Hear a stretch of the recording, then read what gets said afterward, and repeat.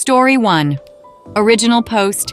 Am I the a-hole for suggesting that my brother and his fiancée bring out a cake at midnight on their wedding day for our grandma's 80th birthday?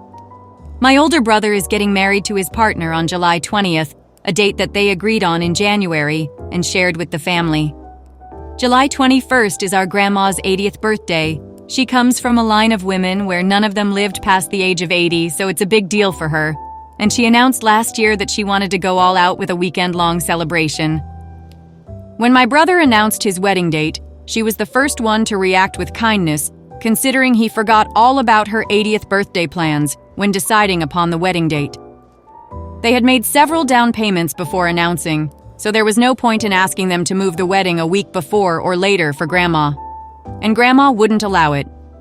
She ultimately decided to have a relaxing, low-key Sunday dinner because my brother and his fiancée also want to have a post-wedding brunch that day for relatives and the bridal party. My mom and I got to talking, and we thought it would be super fun if, at midnight, us grandkids could surprise Grandma with a cake and have the band play her favorite song so we could share a dance with her. It seemed like a fun way to include such an important milestone into the celebratory weekend since she was giving up her big birthday bash in favor of the wedding. I called my brother immediately to share the idea with him, and he loved it. He even came up with the idea to make the cake England-themed, because Mom and I are taking her to England in September as our gift. It's a lifelong dream of hers to go. That is, he loved it until he didn't, meaning until he spoke with his fiancée.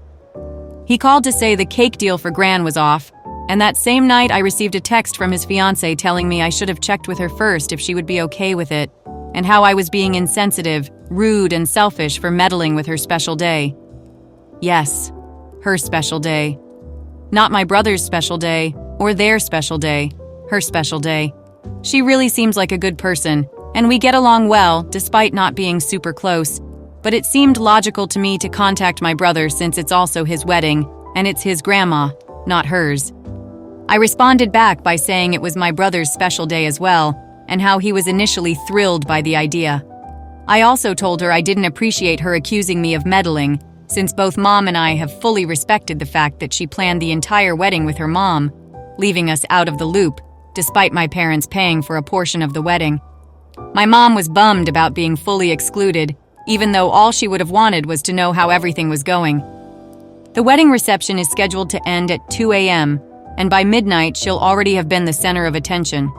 It's not like someone is going to jump out of her wedding cake and propose to another person. My text was met with a phone call from my brother, who basically told me the conversation is over as I've overstepped my boundaries.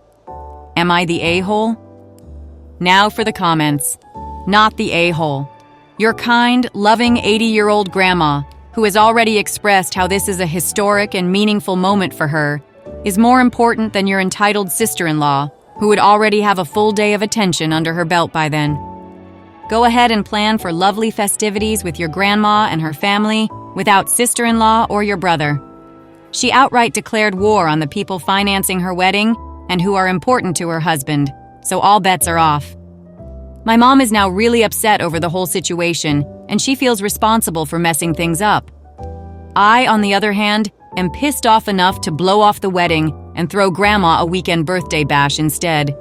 The old lady is so sweet and kind that she would probably be stressed going back and forth as to not miss her grandson's big day or the party her granddaughter threw her. I mean, of course I won't do it, but it's fun to think about. I do admit I was originally annoyed when they announced the wedding date. So were my aunts and cousins, but my grandma was so kind about it, and my mom supported her as she wanted to be there for both her son and her mom. So Grandma ended up settling for a basic Sunday dinner, knowing everyone will be tired, hungover, and worn out instead of having a weekend-long birthday bash with all the people she loves.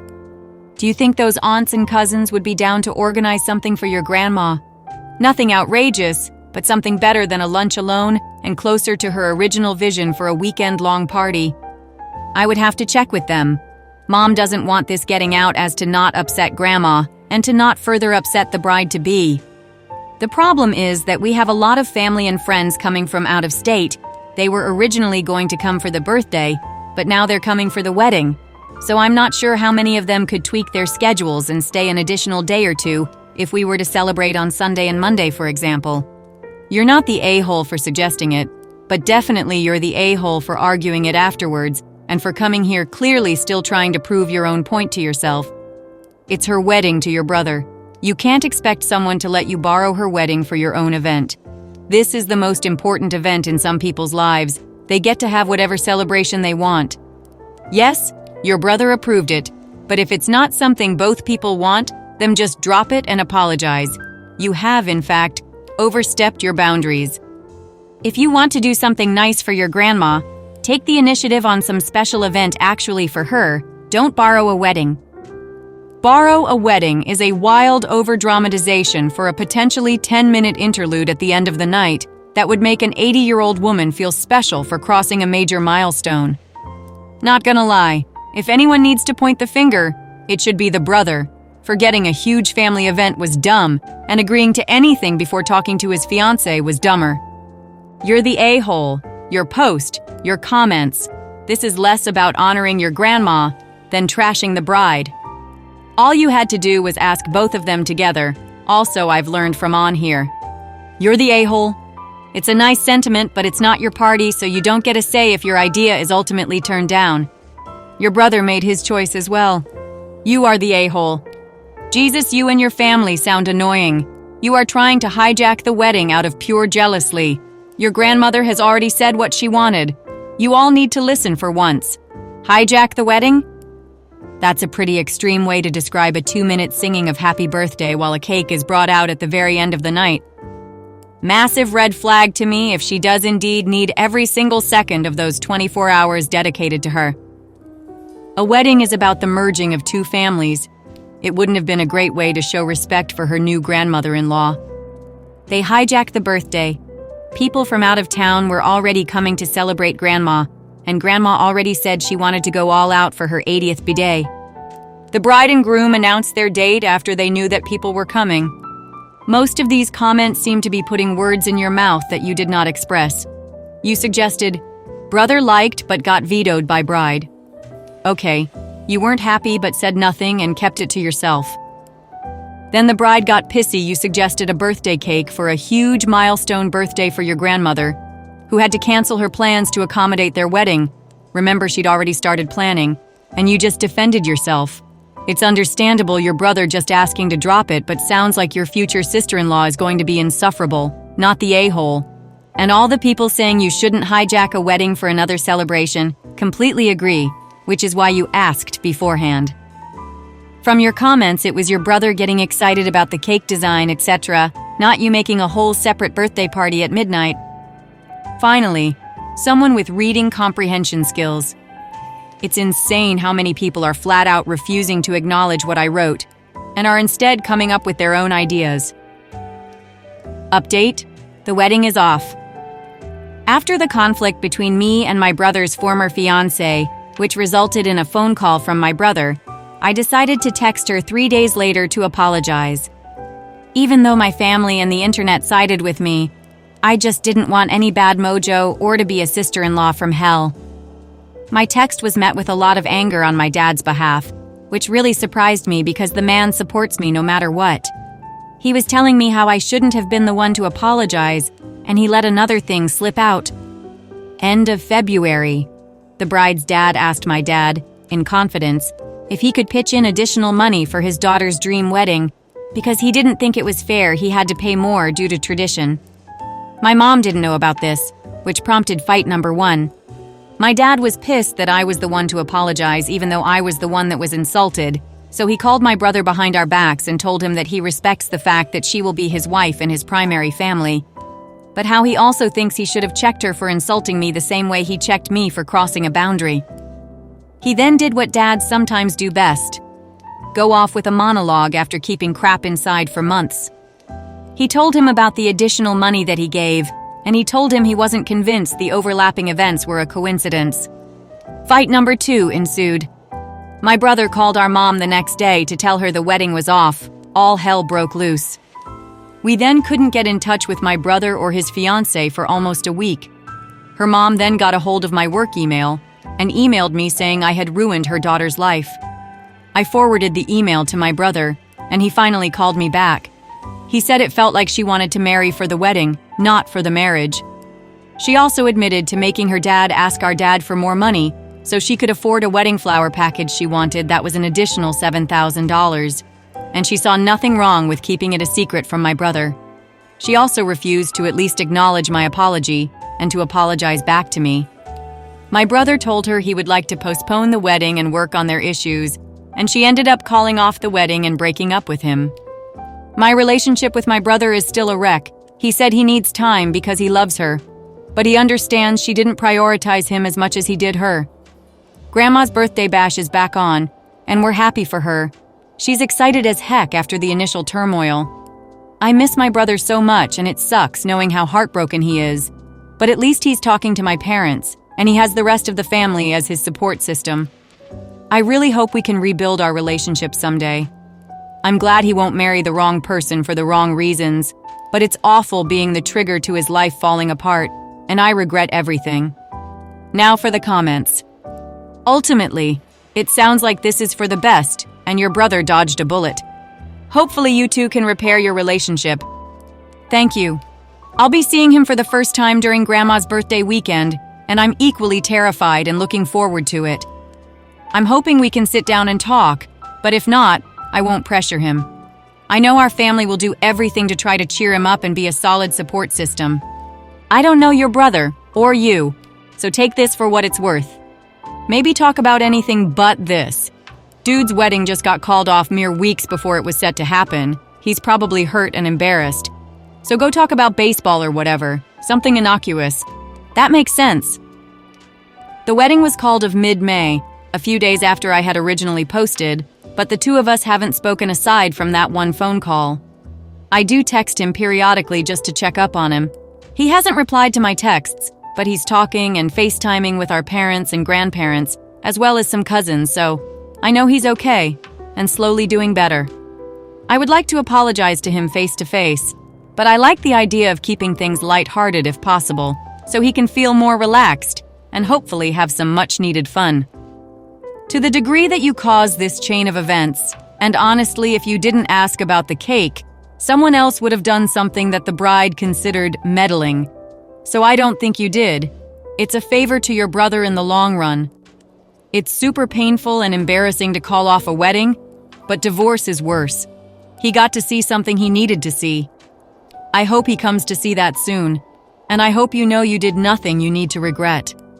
I haven't considered this perspective that, eventually, someone or something else would have probably said of a similar, if not worse, chain of events. It just really, really sucks being that person in this entire situation. The pain he's feeling is what's making me regretful, not the called-off wedding per se. I don't think his former fiancée is a bad-to-the-bone type of person. She just doesn't seem to be the person for him, at least not now. I also think that the wedding planning and wanting to keep up with the Joneses got to her and further exacerbated some of her character flaws, so I'm really hoping she can also heal from all of this. Hey, there was no chain of events. There was nothing wrong with asking. That's the point of asking, to be told if it works or not, even after initial excitement. Being told no is not the end of the world. There was nothing wrong with asking your brother. He's 50% of the wedding and obviously related to you and to the reason you asked. There was no other way about it. You did the only right thing. He then proceeded to ask his ex-fiancée, as he should. Again, nothing wrong. She could consider it and tell him exactly why that wouldn't be ideal for her. Maybe they would have found a third solution. There's nothing here that presupposes a conflict if everyone behaved rationally and decently. She is the conflict. Don't feel bad at all. That's a lovely outcome. Saved your brother some trouble down the road and managed to keep a lovely celebration together. For what it's worth, we set up a whole week's worth of events for everyone to just be only 2 official wedding events, together and hang out. One of the other official events was an auntie lunch, which was actually cover for a surprise milestone birthday lunch and new vehicle for a family matriarch. I'm hoping I can use the adjective lovely to describe this a few years down the line. But not for now, Lowell, though you're not wrong. Sometimes what's best for us isn't what we want, and it takes a while to accept that. Story 2. Am I the a-hole here for teaching my son after lesson and throwing him out after he said household chores are a woman's job? Throwaway account, as my son knows my real one, and I want some advice. I, 34 male, got a 16-year-old son with my ex, 34 female. We had our son way too early in life. We lived on the same street growing up and knew each other from school. We fooled around sometimes, and the rest is history. I'm ashamed to say, but both our parents have been exceptionally controlling in both our lives up until the divorce, and both my ex and me were too much of a pushover to do anything about it. When they learned she was pregnant, they forced us to get married. They told me they want her as a stay-at-home mom and me to work. My ex and I, we hated each other for our stolen lives. We were never cruel to one another and have never displayed any hatred in our house for our son's sake. But we slept in different bedrooms and avoided each other as much as we could. We split up after I caught her cheating, which finally made us both able to break off the chains of control both our parents had over us and get divorced 2 years ago. Now everything is very good between us, and I even consider her a friend now that she's no longer my wife. And, credit where credit is due, she was, however, a remarkable homemaker and an amazing mother. When we divorced, I had to learn all of this on my own. It was the first time I realized how much work goes into maintaining a house. I'm embarrassed to admit it. But I had to look up YouTube tutorials on how to clean and cook. A few weeks ago, I was ironing me and my son's clothes and told him that I want to teach him how to do this, as I don't want him falling into the same mistake I did and never learning this on my own. He said he doesn't want to, and I just said he'll have to learn to do this at some point. He then said, "Only failed men do stuff like this, and I won't be one of them." I stopped and looked up a bit bewildered and asked him to clarify. He said that it is his belief that this is a woman's job to do, and that only simps do simple household chores.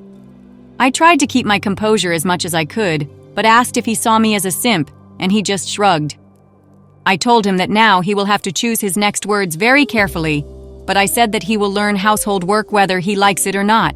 He again reiterated what he said, and I said, well, if you think this is a woman's job, it's time for you to live with a woman and to pack his bag and to go to his mom's house, as I will not have any of that Andrew Tate bullcrap in my house.